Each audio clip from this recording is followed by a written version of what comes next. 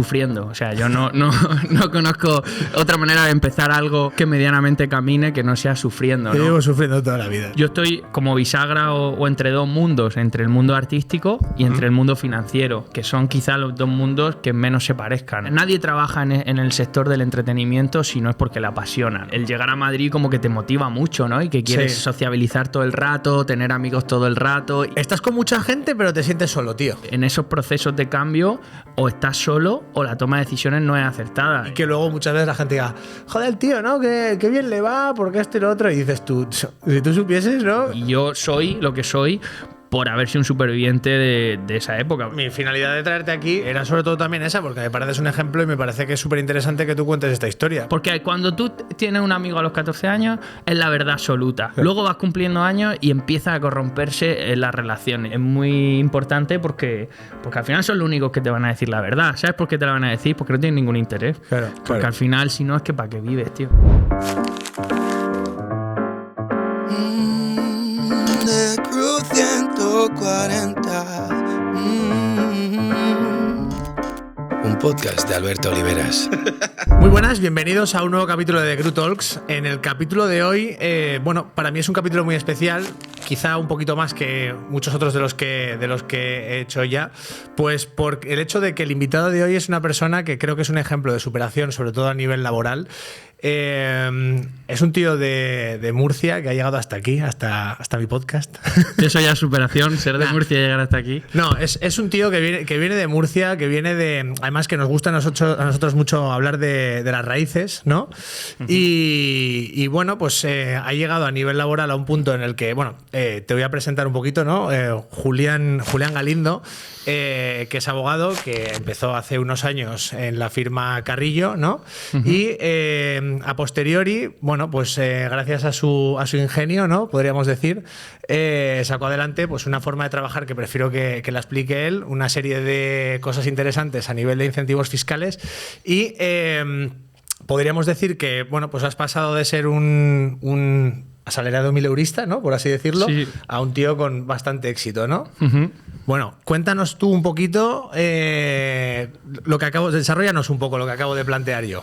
Bueno, yo lo primero, agradecerte porque eres una de esas personas que a cualquier cosa que llames, pues siempre los que te conocemos te vamos a decir que sí, porque sabemos el grado de implicación y de cariño que le pones a las cosas, ¿no? Entonces agradecerte la invitación y luego agradecerte también que me hayas invitado a mí, porque el otro día un poco viendo pues de lo que podíamos hablar, pues al final hay mucha gente en España que no es conocida, ¿no? Que a lo mejor a nivel de seguidores o a nivel mediático pues no tiene el reconocimiento o el conocimiento generalizado de la gente, pero ha hecho cosas que son interesantes y que pueden aportar y que son interesantes de contar, ¿no?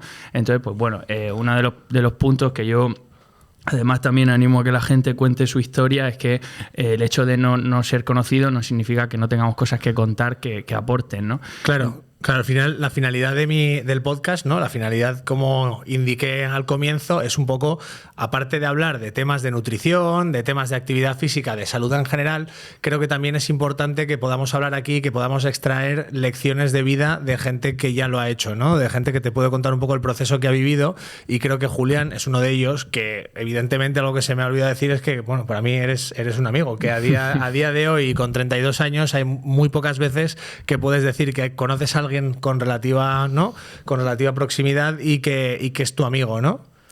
Sí. Y respecto a la pregunta de cómo se empieza, pues yo creo que como empezamos todos, ¿no? Y como estás empezando tú, que es sufriendo. O sea, yo no conozco otra manera de empezar algo que medianamente camine que no sea sufriendo, ¿no? Yo llevo sufriendo toda la vida. Claro, tío, pero al final hay que sufrir. Es decir, sí. Yo pues hace 5 años recuerdo perfectamente la imagen, porque al final es como que en la vida se te quedan imágenes de sufrimiento, ¿no? Y de decir, hasta aquí, hasta este punto he llegado. Y recuerdo perfectamente de estar montando escenarios y yo descubrí que los platos de una batería a las 4 de la tarde, cuando llevas 3 horas pegándole el sol 40 grados en el pueblo más perdido de España, queman. Entonces la gente me miraba y decía, oye, ponte guantes que no hay necesidad de sufrir. Y yo en ese momento era abogado, estaba trabajando en un despacho de estos súper grandes, con las letras muy grandes y demás.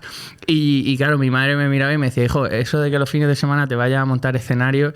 Y yo decía, bueno, es que hay un tema de incentivos fiscales que está empezando en España, era el 2016, y yo lo que hacía era que mientras que montaba, le decía a alguien de que los que había por allí vestidos de negro, que fue otra de las cosas que aprendí, que había que ir vestido de negro, porque yo al final iba pues, con la ropa que tocaba ese día.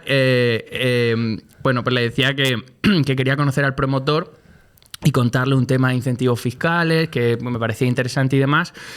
6 años después, este año vamos a gestionar unos 560 millones de euros de producción de festivales, conciertos y teatro en España. Pero en ese momento mi labor y mi figura y mi rol dentro del ecosistema de la música y de los teatros era recoger platos de batería, ¿no?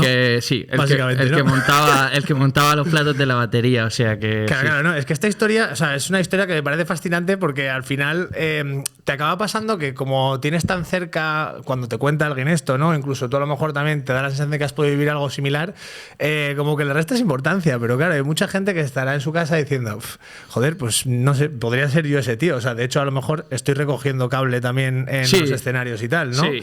Pero espera, antes de que nos pongamos a hablar de esto, quiero aportar mi parte de nutrición y todo el rollo de salud antes de que nos metamos ya en harina contando tu historia, ¿vale? Porque sabéis que siempre relacionamos un poquito tanto una cosa, o sea, lo relacionado con la salud y, bueno, pues temas de nutrición y tal, con la vida del sujeto en cuestión, ¿no? Entonces, bueno, la primera pregunta en relación con esto va un poco en la línea de cómo compaginas, o sea, cómo ves tú salud, mucho trabajo, etcétera, tema estrés y tal. Es decir, ¿cómo ha repercutido en tu salud de repente estar en este punto de éxito? A ver, yo nunca le había prestado tanta importancia a la salud como ahora. También es cierto porque nunca había tenido tanto estrés o una carga de trabajo tan alta como la que tengo ahora. De hecho, pues yo la figura del nutricionista era, sinceramente, pues para la gente que necesita bajar peso o que le gusta mucho ir al gimnasio y quiere ponerse excesivamente fuerte. Ya está, esa era la visión que tenía yo y creo que puede ser la que tenga mucha gente que no conozca lo que yo ahora creo que ya conozco un poco mejor, que es realmente para qué sirve ir a un nutricionista, ¿no? Entonces, pues yo pasé ese proceso en el que, sinceramente, porque te conocía a ti, porque si no, nunca hubiera ido a un nutricionista si no fuera porque te conocía a ti, porque no lo tenía cerca. Claro. Pero cuando empecé a ir, me di cuenta de que al final ir al nutricionista es un tema de eficiencia y que independientemente del objetivo que tengas, te marca una pauta o te marca una rutina que cuando llevas vidas caóticas, también tener una rutina alimenticia lo que hace es que te da un cierto orden, ¿no? Al final es como la gente dice, oye, cuando te levantas por la mañana, haz la cama, aunque no tengas tiempo. ¿Por qué? Porque te estructura el día, parece una tontería, pero empiezas ordenado. Claro. Y en este caso a mí la nutrición realmente lo que me aporta es que le da cierto orden a las locuras de viajes, de comidas y demás, ¿no? Claro, yo esto es una cosa que siempre lo remarco en la consulta, lo he remarcado en anteriores capítulos y tal, que la cuestión de esto no es tener una dieta fantástica o magnífica o súper bien cuadrada y tal, sino es una cosa de orden. Porque al final, si tú no consigues mantener la dinámica tanto en cuanto a actividad física como integrar tu alimentación dentro de los horarios de trabajo, del descanso y tal, al final no consigues tener un buen orden que te ayude a estar bien estructurado y a que al final entiendas por qué a lo mejor no ganas peso si es lo que tienes que hacer, si no lo pierdes porque qué es lo que está pasando, qué es lo que tienes que hacer si no está funcionando lo que estás haciendo. Si es toda anarquía, ¿no? Al final no hay manera de progresar ahí, ¿no? Entonces tú podrías decir que a lo mejor desde que empezaste hasta ahora sí que notas una diferencia en cuanto a que a nivel salud, energía, estás un poquito... O sea, no tiene nada que ver. Es decir, de de hacer un plan nutricional a no hacerlo, no tiene nada que ver. Al final yo no entiendo de estos temas, pero entiendo que tu cuerpo necesita X cosas al día. Le puedes dar más o le puedes dar menos, pero si le das justo lo que necesita, claro, al final tú te sientes más eficiente. Yo realmente, si alguien me preguntara, ¿tú por qué vas a la consulta y vas al nutricionista? Única y exclusivamente sería, uno, porque me ordena, o sea, al final me siento que mi día a día es más ordenado, y dos, me veo más eficiente, sobre todo cuando llegan las 10 de la noche, pues tengo más energía. Claro, pero vamos a hablar también un poco de en qué aspectos negativos ha repercutido ese éxito a nivel laboral, es decir, a nivel de tema energético, de salud y tal. O sea, quiero decir, ¿cómo es? Pues eso, cuando hablábamos de... También es verdad que siempre obviamos un poco el hecho de que a lo mejor cuando recogías los platos tenías 6 años menos, ¿no? Pero bueno, quitando temas de edad y tal, ¿en qué dirías tú, por ejemplo, que te ha repercutido negativamente todo ese volumen de éxito, tal? Bueno, yo al final creo que renuncias a cosas, ¿no? Es decir, cuando tienes sueños y cuando tienes expectativas y cuando quieres pelear por conseguir por los metas, ¿no? Que al final yo creo que la felicidad está en eso, en marcarte una meta y conseguirla. Hay cosas que tienes que dejar por el camino, y una de las cosas que te dejas por el camino a lo mejor es pues la salud y la nutrición, en el sentido de que te abandonas, que ya no le prestas atención, y que Madrid es una ciudad tan salvaje que te puedes tirar 5 días de semana cenando en cóctel y tomando 3 vinos y tal, y entonces llega un punto que llega el fin de semana y o paras y te vas a un pantano de retiro y te abandonas de esa vida que al final está muy bien, ¿no? Porque a cualquier persona que tenga un trabajo de 8 horas al día, que salga a las 6 de la tarde y que luego pues se vaya a dar un paseo por el campo con su pareja, pues le puede parecer que a lo mejor la vida que llevamos, que es súper exótica y es súper divertida y que estás todo el día en eventos y tal, pero no es la realidad. O sea, la realidad es que cuando tú llevas un año en Madrid y has estado en todos los premios, en las galas, en los eventos, en las charlas, en los viajes, y lleva a lo mejor, pues yo por semana puedo hacer perfectamente, mañana me voy a Barcelona y luego a los 2 días me voy a Sevilla, y al final es divertido el primer hotel, pero luego cuando llevas ya un ritmo de 2 años viajando, pues valoras lo que no tienes, ¿no? Que es pues una tranquilidad en cuanto a poder hacerte de comer en casa. O sea, yo al final lo que más disfruto es pues invitar a unos amigos y ponerme un chándal y un fin de semana cocinar para mis amigos, ¿no? Y creo que tú a lo mejor coincidirás conmigo en esto, o sea, sobre todo porque los dos somos de ciudad pequeña, ¿no? Vienes de ciudad pequeña, y lo que dices tú, te dicen, joder, Madrid es la hostia porque siempre hay cosas para hacer, ¿no? Y más encima, porque bueno, no lo he dicho antes, pero sí que es verdad que tanto Julián como yo pertenecemos como a esa parte externa al círculo de, ¿no? O sea, es decir, al final tenemos que ir a muchos eventos, conocemos a mucha gente que tal, o sea, que además es como lo típico que a todo el mundo le hace como ilusión, dice, esto tiene que ser increíble, ser amigo de o tal, y luego lo que dices tú, o sea, luego no todos son luces, ¿no? O sea, también hay sombras. Bueno, es un sector, nosotros al final en Carrillo y en la plataforma en Fun and Money nos dedicamos a lo que nos dedicamos, que es a gente que trabaja y vive de las emociones y de los sentimientos, porque al final el que escribe un guión de cine tiene una necesidad de contar algo, igual que la tiene alguien que hace una canción. Entonces, claro, ese tipo de perfiles que son creativos, que son artistas, porque al final los productores en España, los promotores, o sea, nadie trabaja en el sector del entretenimiento si no es porque le apasiona, ¿no? Claro. Hay trabajos que podrías hacer, te apasionen o no. Sí. Pues no sé, trabajar de funcionario en el registro civil, pues te puede apasionar o no, pero a lo mejor no. Claro. Pero el que se dedica a profesiones creativas le apasiona. Entonces, ¿qué pasa? Que el que le apasiona algo, pues por ejemplo, lo hace sin pensar en el dinero y lo hace de manera impulsiva. Es Entonces, como un hobby que se transforma en trabajo, ¿no? Por así decirlo. Podríamos... Ni siquiera yo creo que lo llegan a identificar como un trabajo, porque al final un trabajo es algo por lo que recibe una remuneración a cambio. Aquí no están pensando en la remuneración. Entonces, pues claro, los que estamos alrededor de ese ecosistema, pero podemos tener un perfil un poco más objetivo y más analítico, pues lo sufrimos, ¿no? Porque hay veces que como no te pongas en sus zapatos y veas desde dónde te lo está diciendo la otra persona o desde dónde lo está haciendo, pues cortocircuitas y no lo entiendes muy bien. Entonces, sí, es un sector que es apasionante, que yo creo que a todos nos gusta, ¿sí? pero que evidentemente a largo plazo es una mala inversión. Es decir, nosotros, la mayoría de los artistas grandes de este país y personajes así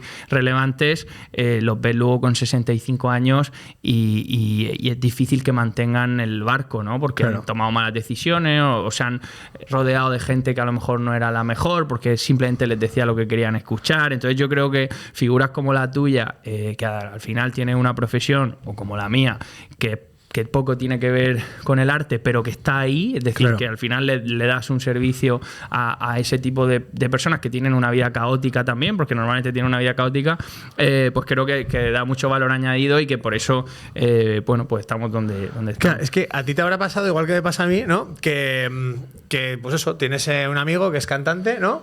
Y tú pues le gestionas los impuestos, ¿no? Le gestionas los impuestos, pero de repente te ves diciéndole, no hagas esto así porque al final esta persona va a pensar o esto tal. O sea, acabas gestionando un poco también el apartado de emociones, ¿no? De tu amigo. Bueno, claro, porque al final en muchos casos te pasará como a mí, que pasas de que sean clientes a que sean tus amigos. Sí, bueno, yo creo que cuando tú llegas a Madrid, y cualquier persona que esté escuchando este audio, como que es el sueño, ¿no? Para los que somos de pueblo. También va a estar en vídeo, o sea, que lo pueden ver. Ah, vale. No sabía. Vale. ¿Cómo no sabías si estás ahí? Sí. Venga, va.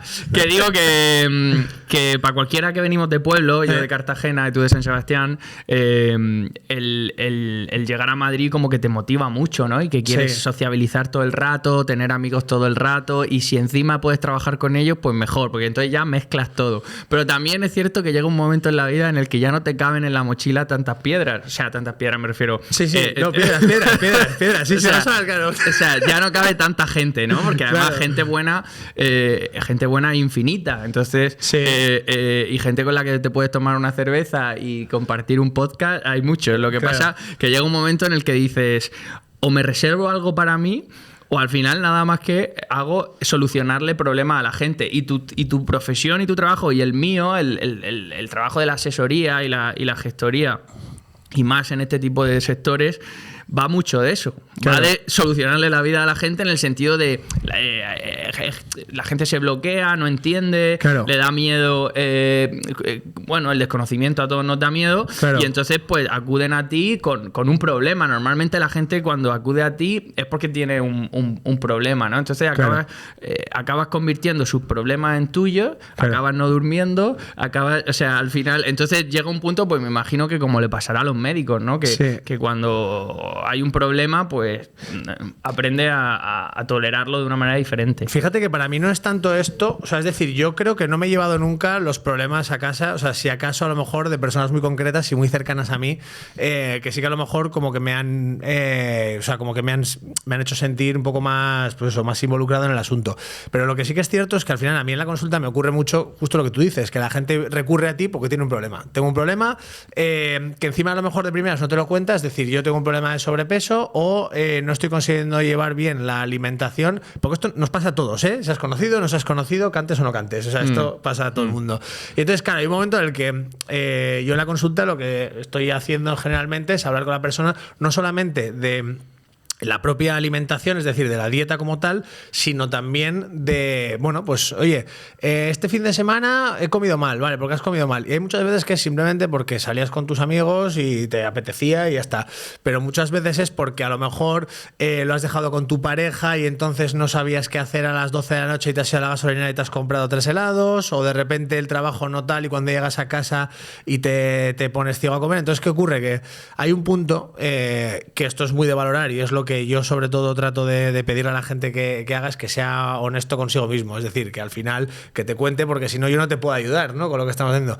¿Qué ocurre? que al final pues te acabas sabiendo la vida de la gente. Y al final el problema no es la alimentación, sino es la novia, el tal, no sé qué. Y entonces, oye, ¿tú qué harías, tal? Y yo me he visto en situaciones de gente que a lo mejor pues hemos estado hablando de temas laborales, no sé qué tal, y a lo mejor hacer una propuesta arriesgada por mi parte de, oye, pues si te entusiasma más esto, ¿por qué no dejas esto y haces lo otro y tal? Y venirte la semana siguiente y decirte, oye, pues tío, te he hecho caso, he dejado el trabajo.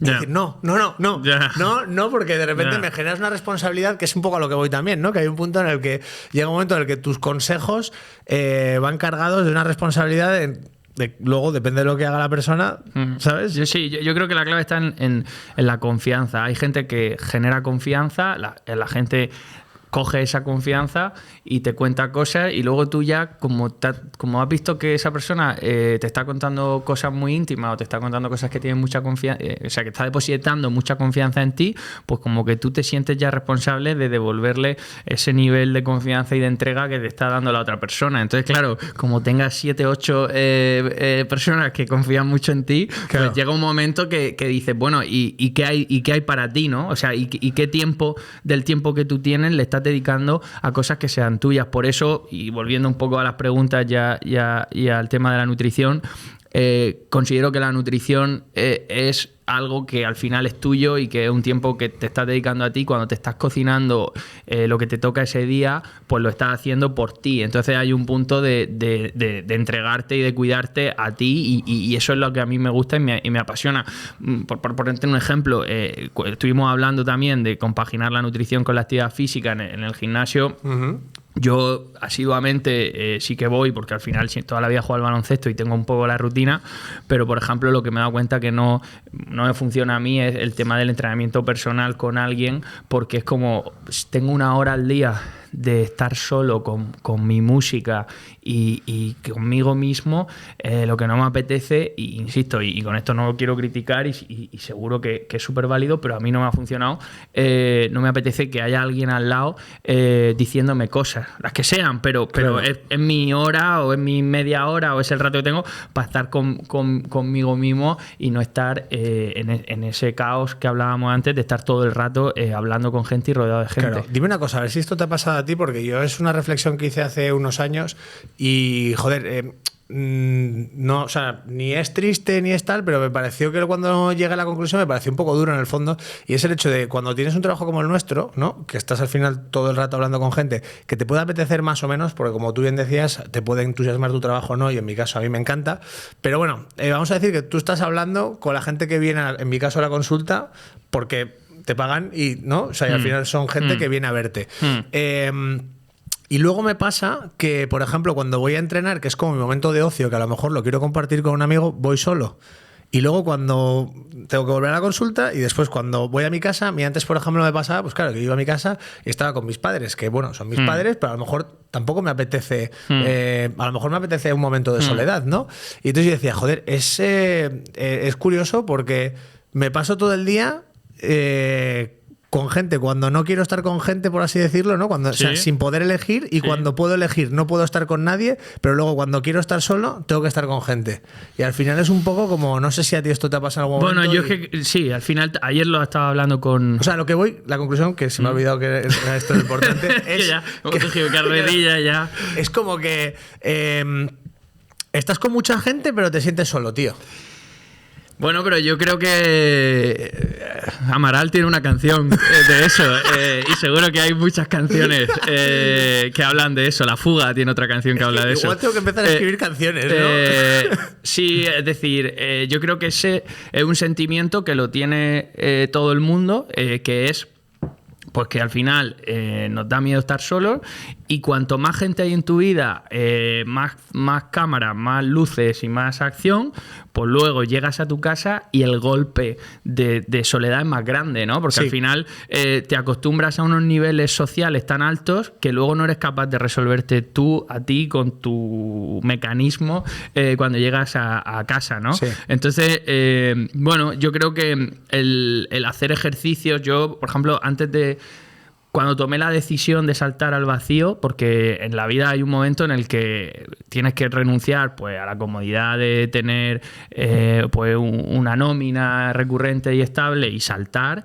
y decir, me la juego. Y me la juego, también es cierto que en mi caso, como no tenía mucho que perder, era fácil, ¿no?, la toma de decisiones. Pero cuando saltas al vacío, en esos procesos de cambio, o estás solo o la toma de decisiones no es acertada. En mi caso, yo me fui a hacer el Camino de Santiago una semana solo, y cuando tú estás 8 horas al día escuchando Hans Zimmer, Ludovico Einaudi y Max Richter solo en mitad de la naturaleza y pensando en el salto que vas a dar, es cuando te das cuenta de realmente de lo que tienes que hacer y la buena toma de decisiones. Entonces yo creo que estar solo es fundamental, es difícil. Y luego también, hoy en día, en las relaciones de pareja, ayer lo hablaba también con esta amiga, parece que está mal visto que le diga a tu pareja, oye, hoy me apetece estar solo. O sea, te quiero, eres la mujer de mi vida, pero me apetece estar solo. O que se lo diga a tu familia, o que se lo diga a un amigo, ¿no? Porque al final necesitas un poco estar contigo mismo para poder construir. Sí, porque al final es lo que decías tú antes, que estás más muchas veces en la cabeza de los demás, ¿no?, que en la tuya propia, y que hay un momento en el que dices, no, esta semana no he podido dedicarle tiempo a pensar en qué es lo que tengo que hacer yo, que llevo con mis proyectos y con mis historias no sé cuántas semanas, porque me pasa que tal, y encima, claro, pues eso, teniendo trabajos en los que incluso no siendo tus amigos tienen un grado de implicación, que yo es lo que quería decir también antes, que no es una cuestión muchas veces de que te lo lleves a casa, sino de desgaste energético. O sea, sino que simplemente llegas a las 10 de la noche y dices, o sea, la cabeza pues no me da para más, ¿no? Pero bueno, al final también es un poco lo que compras cuando vienes aquí, y sí que es verdad, pues eso, que cuando te vienes a Madrid parece todo maravilloso, y hay un punto en el que creo que aparentemente, o por lo menos de momento como lo estamos viendo nosotros, el éxito va ligado con cosas que al final parece que eran muy guay al principio, y yo además, al hilo de lo que hablas tú de los viajes, estoy completamente de acuerdo, porque a mí me pasa, llevo viajando de Madrid a San Sebastián ya pues prácticamente 10 años todas las semanas, la gente no lo entiende, yo más o menos me he acostumbrado, me cuesta, es difícil, pero cuando hay cosas en un sitio no estás tú y tienes que estar en el otro sitio obligatoriamente, pero luego tal, pero bueno, al final son cosas del trabajo y hay mucha gente que no haría ese sacrificio, pero bueno, pues a nosotros a lo mejor nos ha tocado hacerlo así, y de ahí que luego muchas veces la gente diga, joder, tío, ¿no? Que bien le va, porque esto y lo otro, y dices tú, si tú supieses, ¿no? No, hay que estar ahí. O sea, yo cuando empecé me ponía un traje, porque sí. Yo...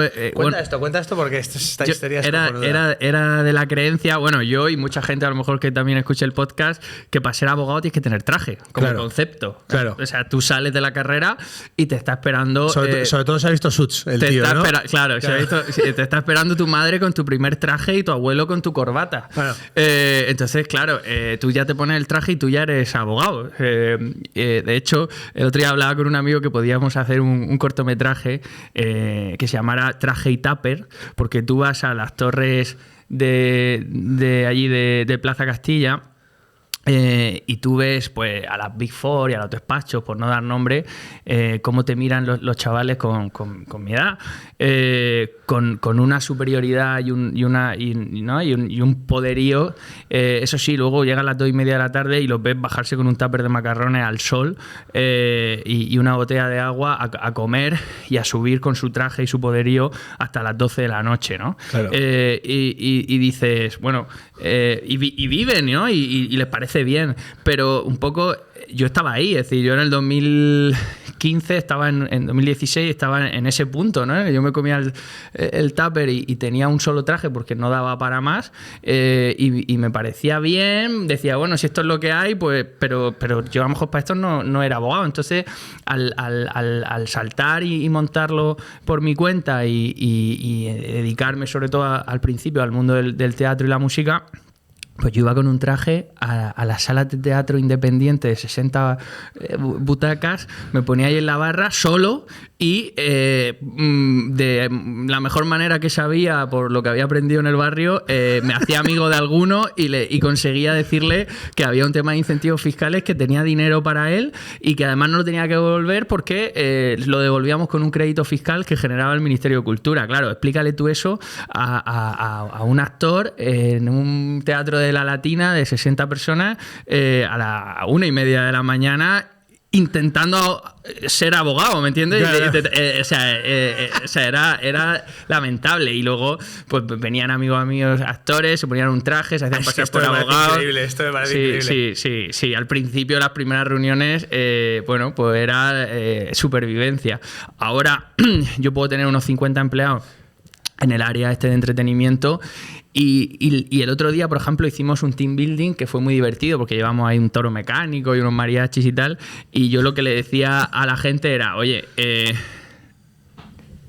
no quiero ser prepotente, pero yo puedo ser un ejemplo para vosotros en el sentido de que cuando yo empecé, no es que estuviera como vosotros, es que estaba 100.000 veces peor. Claro. O sea, a mí, o sea, yo no, ¿me entiendes? O sea, yo lo primero que hice fue despedir a la limpiadora de la oficina para poder limpiar yo y llevarme su parte de lo que ella cobraba, porque ese era el nivel, o sea, era cero, la calle absoluta, como un vendedor de Biblias. Entonces,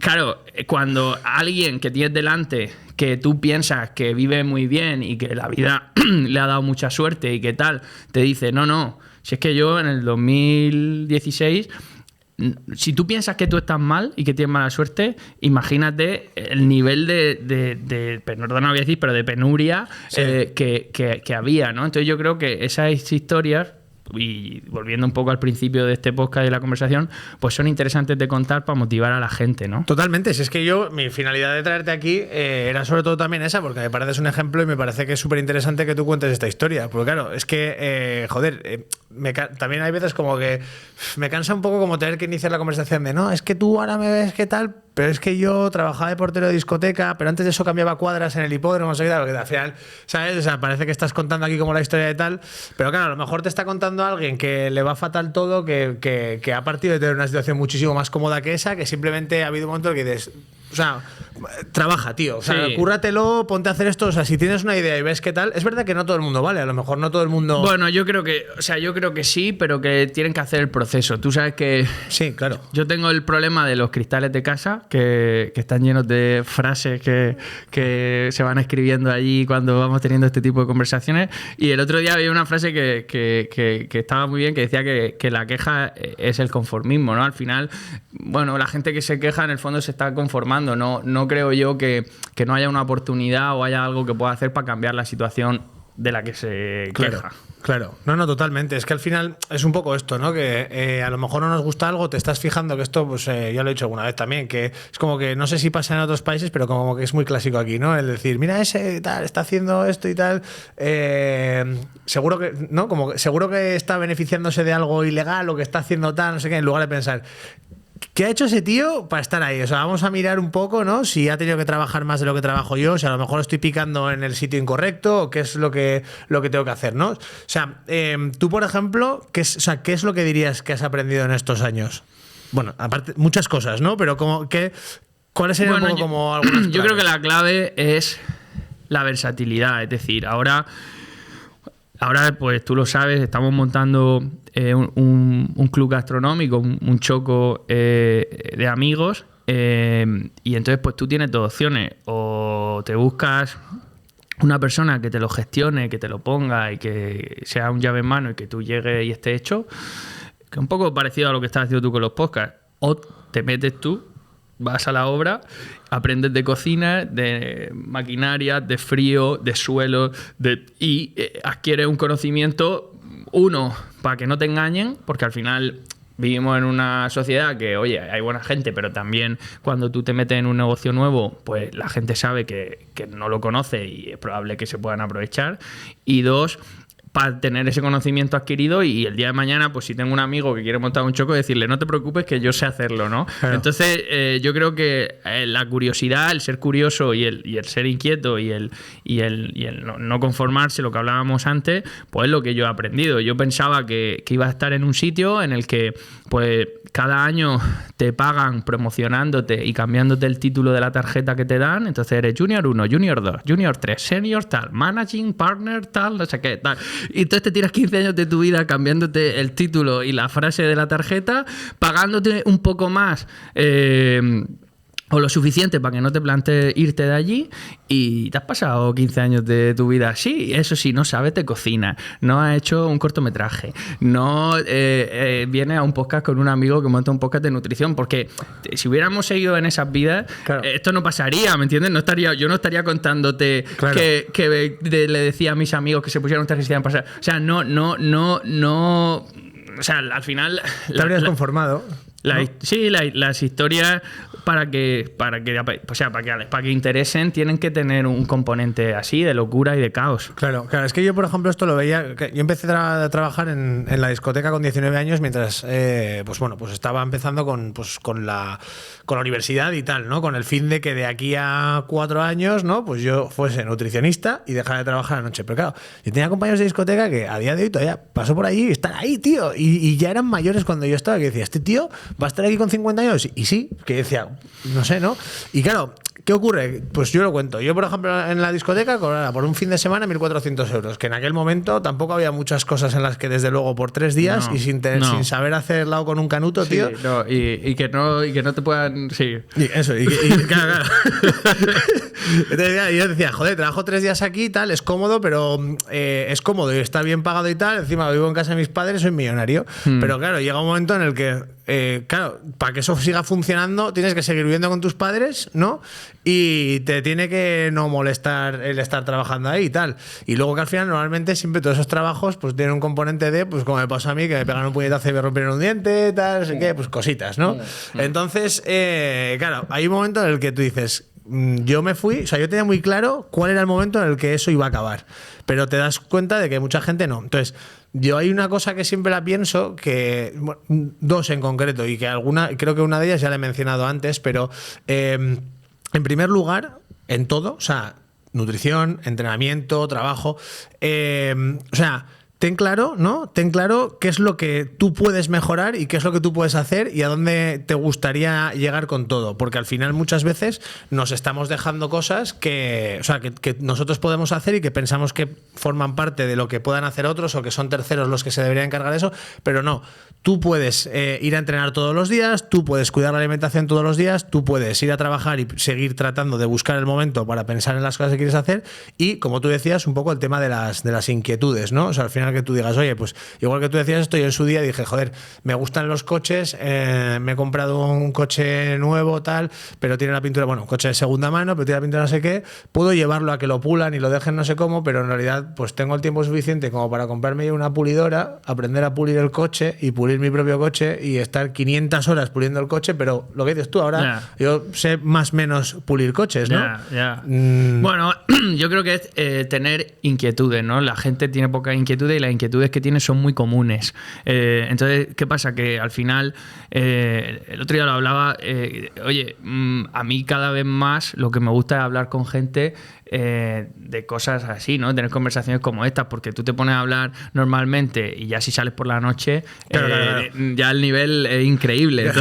Entonces claro, al final el que la gente tenga inquietudes, pues quiere decir que aprende cosas y tiene cosas que contarte, ¿no? Yo ahora, por ejemplo, pues el otro día dije yo, oye, ¿y me compro un telescopio?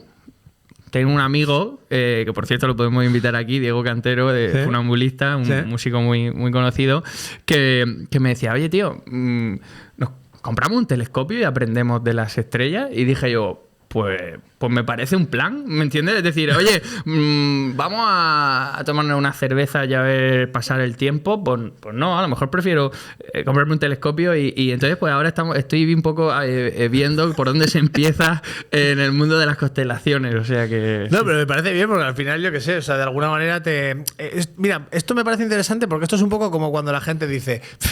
O sea, el cole, tío, ¿para qué te sirve el cole si la mitad de las cosas luego no las utilizas, ¿no?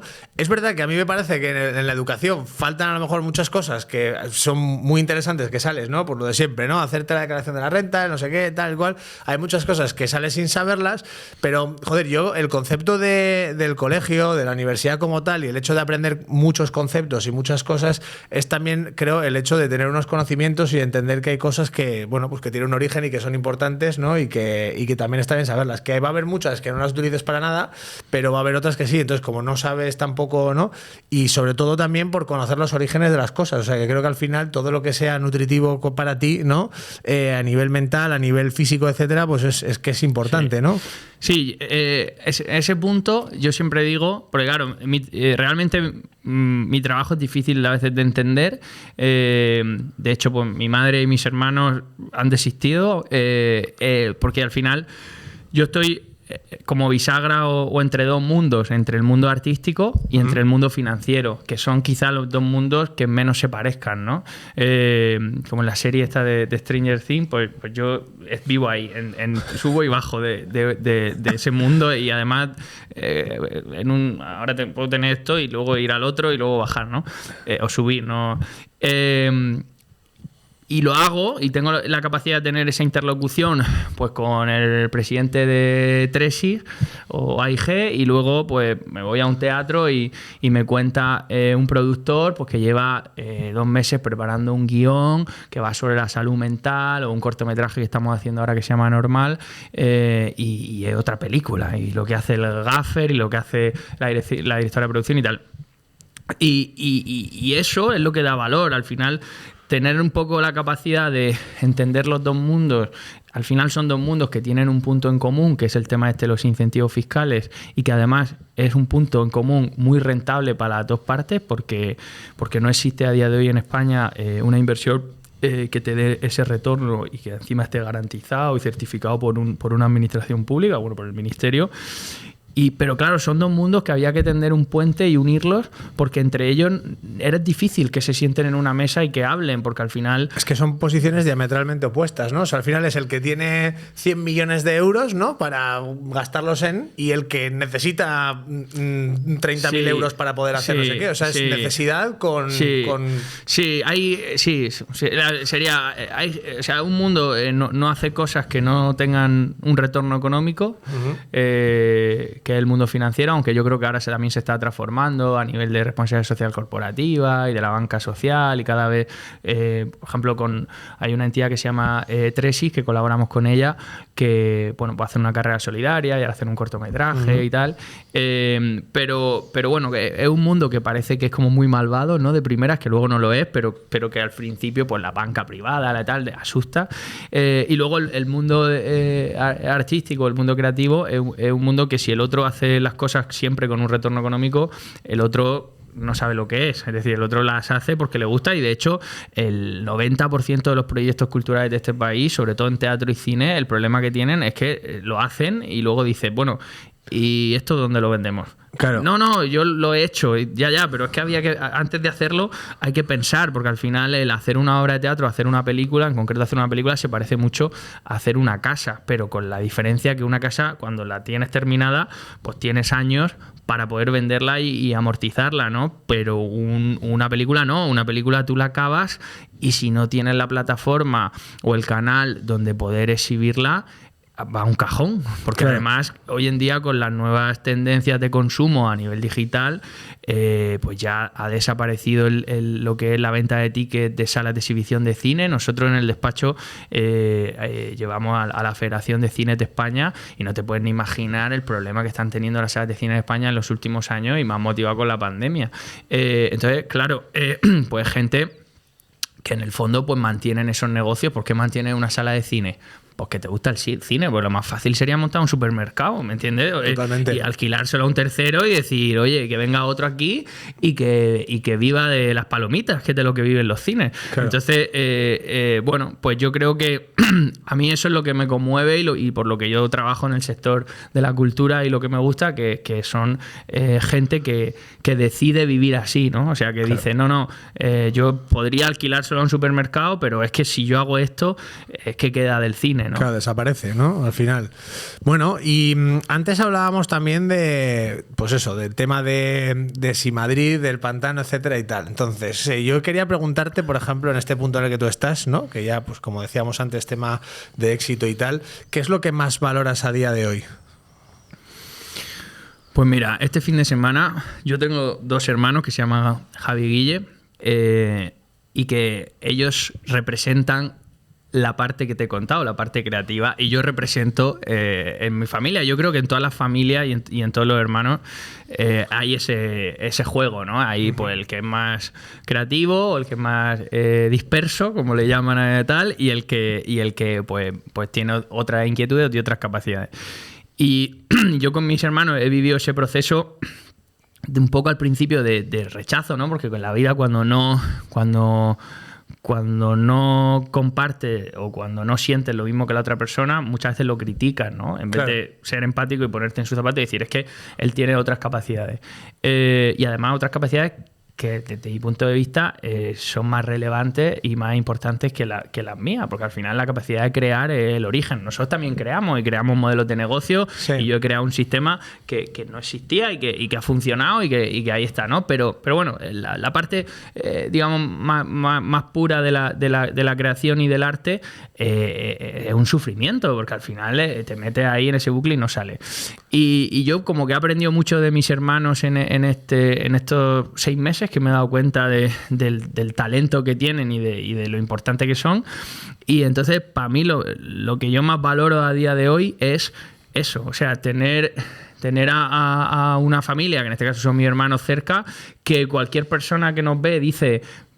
No parecen tus hermanos, pues son rubios, guapísimos, con los ojos azules. Dices, oye, ¿en qué momento pasó? ¿En qué momento se despistó tu ADN? Pero son mis hermanos y encima hemos encontrado pues un equilibrio y un punto de encuentro, que es ahora la producción del cortometraje, que tal. Entonces yo lo que más valoro es pues eso, irme un fin de semana con mi hermano al pantano y tener cosas en común que hablar con ellos, ¿no? Porque también hay muchas familias que con el paso del tiempo, pues la rutina se convierte en comer en Navidad, aparecen las mujeres o los maridos, las parejas de cada uno, los niños, y pierden la raíz, ¿no? Entonces yo, el hecho de mantener, con toda la locura que hemos vivido, Alberto, en estos 6 años, y con la gente que conoce y con tal, que tu decisión, después de todo, no sea irte a la discoteca más famosa de la ciudad, a un reservado y a que te presenten a no sé quién, y irte con tu hermano a hablar de cómo está tu madre y estar en una casa, en un pantano, pues me parece que eso es lo que más vale, ¿no? Claro, y al hilo de esto, ¿tú dirías que te ha costado a lo largo de este tiempo encontrar amigos o gente de confianza y tal? Porque al final, a mí por lo menos me ha pasado que a lo largo de todos estos años, entre llegas a Madrid, no sabes muy bien, que al final esto es un poco jungla, ¿no? También con la gente, entonces te acaba ocurriendo que no sabes dónde ubicarte, tal, el que piensas que es tu amigo de repente no, porque le interesaba no sé qué, tal, ¿no? ¿Tú dirías que te ha costado encontrar? ¿Dirías que estás en un buen punto con eso? Sí, mira, yo que además aquí te lanzo yo una idea con lo de Crew.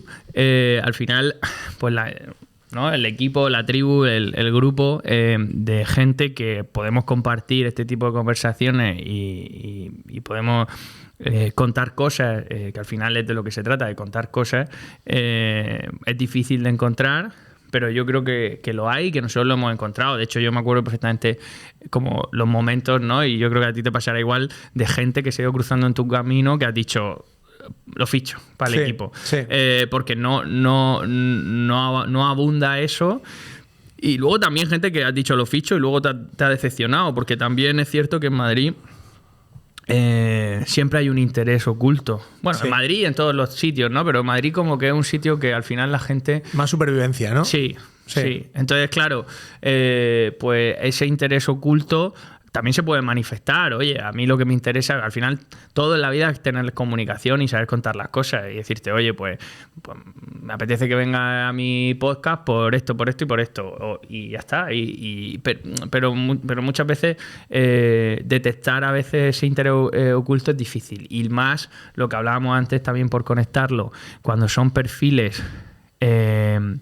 que están acostumbrados a que siempre haya un interés. Porque yo el otro día le decía a un amigo actor, le decía, tío, es increíble el cambio vital de que la gente te quiera sin conocerte, ¿vale? Como concepto. ¿Por qué? Porque tú y yo, que hemos estado en el pueblo, pues cuando alguien tiene interés por conocerte, es porque te quiere conocer, ¿me entiendes? Porque le caes bien, o pues si tienes 14 años y estás en el patio del colegio, pues una niña pues que le ha gustado y tal, y entonces te quiere conocer. Pero que ese puede ser el interés, digamos, más interesado, ¿no? Claro. Pero si tú te hacías un amigo con 14 años, te hacías un amigo con 14 años porque te caía bien, ¿me entiendes? No había nada más, ¿sabes? Claro. No había nada más, porque ni siquiera tú y yo hemos tenido la oportunidad de que nuestros amigos nos puedan interesar porque su padre tenga un barco en no sé dónde, o porque tal tenga un palco en el Wizzing o lo que sea. Nuestros amigos pues nos invitaban a jugar al balón y a pegarle patada al balón a la calle o a hacer casetas, pero que no. Pero luego llega un momento en la vida en el que la gente te quiere conocer sin conocerte, o sea, le interesa el conocerte sin conocerte. Y esa sensación que a nosotros nos puede pasar, pero a perfiles que son conocidos les pasa más, es muy salvaje, porque claro, dices, si no me conoces, ¿cómo te puedo caer bien? Claro. ¿Me entiendes? No, pues porque ¿qué? Yeah. Porque eres famoso, porque tienes dinero, porque tienes amigos que hacen buenos planes, Claro. porque me gusta. ¿Por qué? ¿Me entiendes? Claro. ¿Por qué? Entonces, el conocerse como a los 14 años. Claro. Yo siempre cuando me pregunta la gente y tal, oye, y no sé quién cómo es. Y siempre digo, podría ser amigo de los 14 años. Exacto. Porque cuando tú tienes un amigo a los 14 años, es la verdad absoluta. Luego vas cumpliendo años y empieza a corromperse las relaciones y empieza a haber un interés en el tipo de relaciones que se tiene. Pero a los 14 años, la relación es sana, pura y además te estás descubriendo, te estás riendo, te lo estás pasando bien. Yo recuerdo mi época del instituto, que era ir a reírnos. O sea, yo el otro día... Mira, eso es otra de las cosas que valoro, ¿no? La relación con mis hermanos y con mi familia y la relación de volver a tener amigos. Porque al final, si no, es que ¿para qué vives, tío? O sea, si estás todo el día trabajando y luego los fines de semana quedas con gente por interés, porque esto pasa. Al final, oye, pues vamos a hacer una barbacoa. ¿Quién viene? Pues viene el director general de no sé qué empresa, el presidente del tal, el otro del PAN, no sé qué, tal, no sé qué. Llegan allí y es perfecta la foto. O sea, es un anuncio de Estrella Damm perfecto, con la gente tal, pero al final dices tú, ya, pero ¿dónde está las chichas? O sea, ¿dónde vais a hablar ahora? Venga, claro. O sea, y luego llega el lunes y otra vez a trabajar. Entonces, yo creo que sí, que yo creo que tengo la suerte de haber encontrado amigos en Madrid y que además es muy importante porque al final son los únicos que te van a decir la verdad. ¿Sabes por qué te la van a decir? Porque no tienen ningún interés. Claro. Yo con Mimi, que tú la conoces, a veces lo hablo este tema, ¿no? Y digo, oye, y con Álvaro también lo hemos hablado a veces, qué importante es tener gente que no tenga un interés más allá de decirte lo que piensa, ¿me entiendes? Solo decirte lo que pienso y ya está, y tú recíbelo y como sabes de dónde te lo estoy diciendo, que es desde cero interés, pues te servirá o no te servirá, pero el sesgo desde el que te lo estoy diciendo es muy transparente. Claro, totalmente. Vale, pues como estamos terminando ya, te quiero hacer, ahí suelo hacer un pequeño jueguillo y tal, suelo hacer unas preguntas breves que te quiero hacer antes de que cerremos ya la entrevista. Y la primera de ellas es... ¿cuál dirías que es tu mejor inversión? No solo a nivel económico. Buena pregunta, ¿eh? Buena pregunta. Hay otra pregunta y voy pensando la primera pregunta y luego... Vale, pero te vas a quedar... Bueno, tu sueño por cumplir... ¿Son igual de difíciles? Sí, ostras, esa no la he leído yo, ¿eh? Venga, vale, venga. ¿Mi sueño por cumplir? Sí, tu sueño por cumplir. ¿Qué te gustaría? O sea, si... ¿Qué pensabas con 14 años que te gustaría? ¿O lo has conseguido ya? Pues mira, mi sueño por cumplir creo que sería montar un campamento. Montar un campamento, si lleva náutica mejor y música para niños, y luego también para niños en riesgo de exclusión social y para niños, o sea, al final a mí el tema de los campamentos me parece... Bueno, es que tú has sido monitor de campamento, realmente. Sí, y hay una que está por aquí también. Entonces, el concepto del campamento me parece un concepto muy importante para el desarrollo de cualquier humano, ¿no? Yo me he tirado toda la vida en eso y creo que por haber estado muchos años en eso y por ver también cómo los niños se desarrollan y cómo sociabilizan y cómo al final muchas veces esos primeros años son los que te marcan, ¿no? Claro. Y yo soy lo que soy por haber sido un superviviente de esa época, porque esa época era salvaje lo que había que inventarse y lo que había que hacer. O sea, organizábamos partidos de Quidditch en el Mar Menor. O sea, era increíble el nivel de imaginación para que los niños se lo pasaran bien y se entretuviesen. Entonces, yo creo que me gustaría en unos años volver a montar un campamento, no sé en dónde, y tener esa parte ahí un poco de aportar algo a la sociedad, en este caso a la gente joven, y bueno, y darle charlas de mentoría y cosas así que espabilen, ¿no? Sí, pegarle la brasa, básicamente. y luego, en cuanto al tema de... Sí, ya lo tienes, ¿no? ¿Hay otra pregunta más? Sí. Vale, te la hago también. Sí, y luego sí. Vale, un consejo breve que le darías a alguien, algo que, lo que sea. Que te hubiese gustado que te hubieran dicho a ti en tu día, Julián, esto. Bueno, que sepa sufrir y esperar. Yo creo que hay que sufrir y esperar, sufrir y esperar, sufrir y esperar. Curtirte la piel a base de lo y que muchas sea. veces estás haciendo cosas, ¿no? A ti te pasará que yo digo, ¿para qué estoy haciendo esto? Joder. Y digo, no tiene ningún sentido, no va a servir para nada, nadie me lo va a valorar, estas preocupaciones y este pasarlo mal me lo estoy llevando yo solo, a nadie le importa. No, o sea, la vida, yo creo que la vida te premia y cuando tú sufres por algo y eres paciente, llega. O sea, al final todo llega para los que sabemos esperar, ¿no? Entonces yo creo que esa es la clave. Bien. Y ahora volvemos a la primera.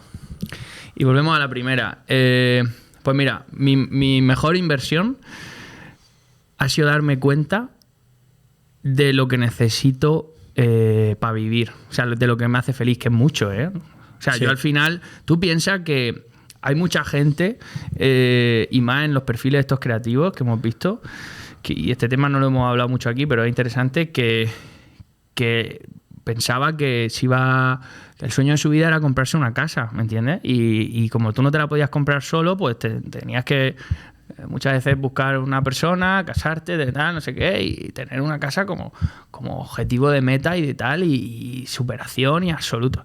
Y entonces empiezan a pasar los años, te empieza a ir un poco bien en lo que estás haciendo y empieza un poco la abundancia y por qué no decirlo también, a veces pues, el estatus, ¿no? De empezar a poder permitirte otra serie de cosas que antes no te podías permitir.